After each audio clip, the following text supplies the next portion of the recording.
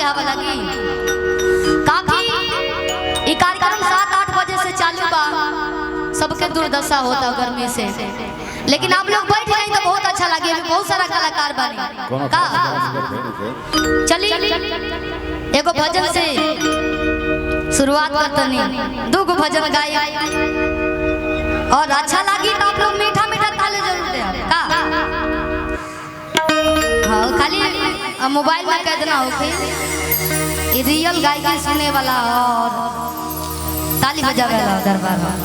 हाँ कि जोना बोले आओ मैया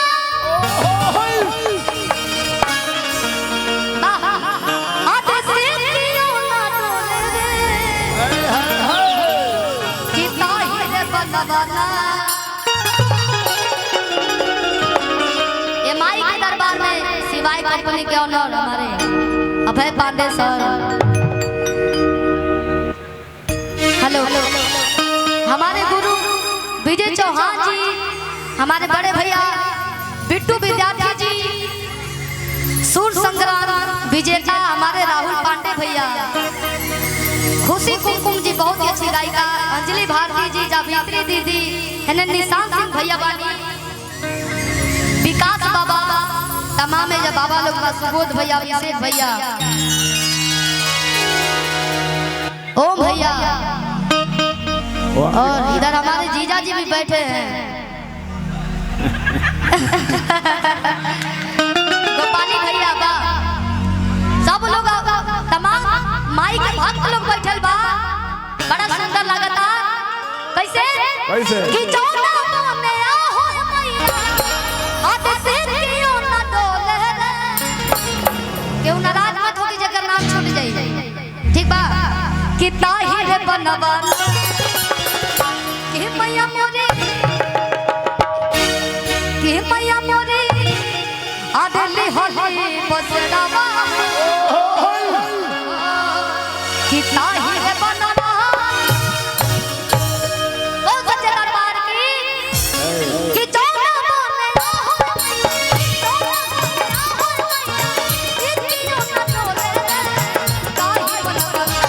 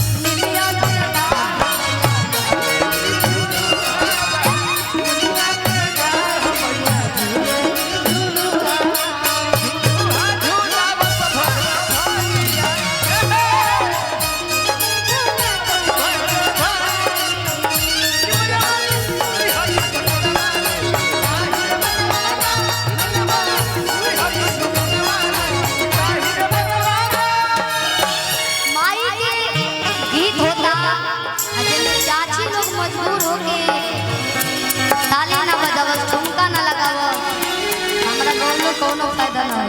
वाह वाह ई कोनो ज्यादा हाई फाई लड़की ना है, रउआ सबके बेटी है, रउआ सब सुने नहीं जाने नहीं पहचाने नहीं तब हम आई जा गावत नहीं ना तो हम का करते हम कुछ ना करते। अच्छा लगी तो झूमे के बाद कि माथे पर मुकुटवा तो अच्छा नमस्ते भाभी जी। अरे के कान कुंडलवा कि तेरी धनुषिया के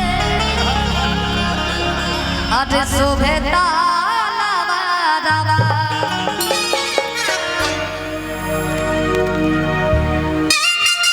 सेल्फी सेल्फी बंद कर सकते हैं। पहले ताली बजा के बहुत सेल्फी खींचा दे कि माथे पर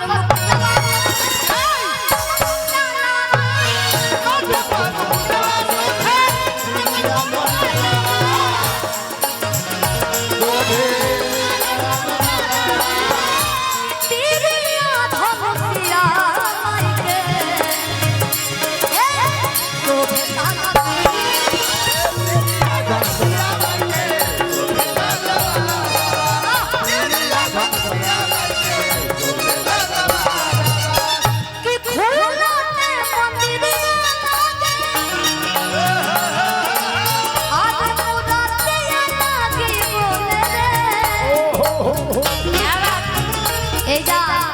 जे साजी सुबेरे माई के दरबार में आरती करेला, माई के दरबार में झाड़ू पोछा लगावेला, वो माई से बात का जरूर करत हुई है माई। जय हो जय तनी हो। हमरो बताया प्रसाद लगे ना माई बोलती है, माई हमार बात सुनत रही, हमार जवाब देत रही। कैसे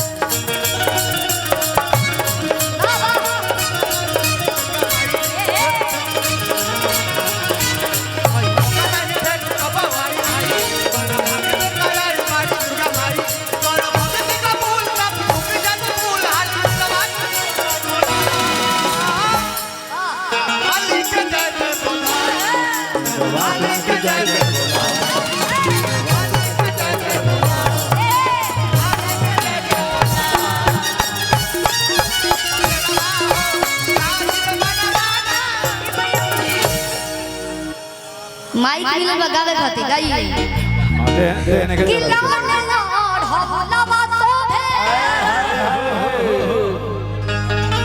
कि लाल के चुनरिया माइक पूरा श्रृंगार हो जाए, लाल चुनर ना उड़ावल जाओ, गला में अड़ौल के फूल ना होके माइक से कहता है, जब ले सजावट ना होके तो कैसे सुंदर लगे। कैसे कि लाल लाड हवलवा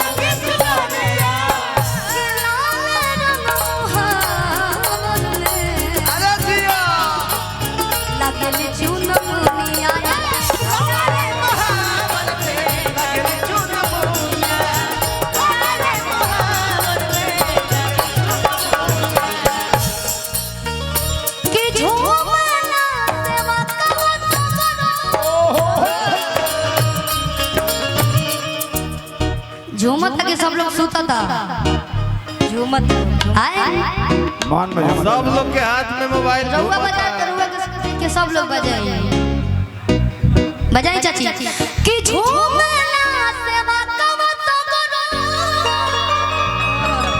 आज आवे जो पटोली रे कि ताहिर बनवाना। ऐसा बात है कि माई दरबार में बन जा तो भी हमने के साथे रहली, घरे रहली जा तो रक्षा तीहे करेली कि मैया मोरे वाह छोटे आरली होली बसेड़ा बाहो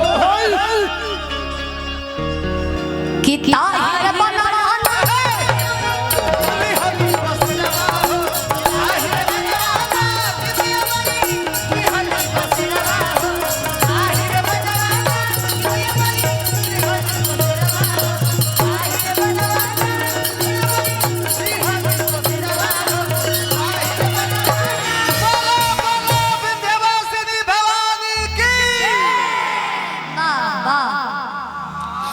ऐसा होके के चाहिए, एनर्जी होके के चाहिए।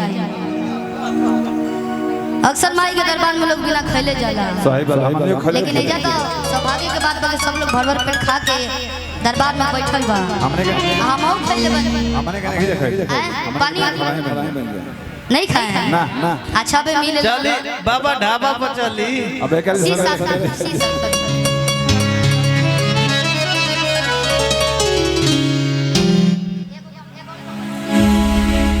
सी कदी सी सी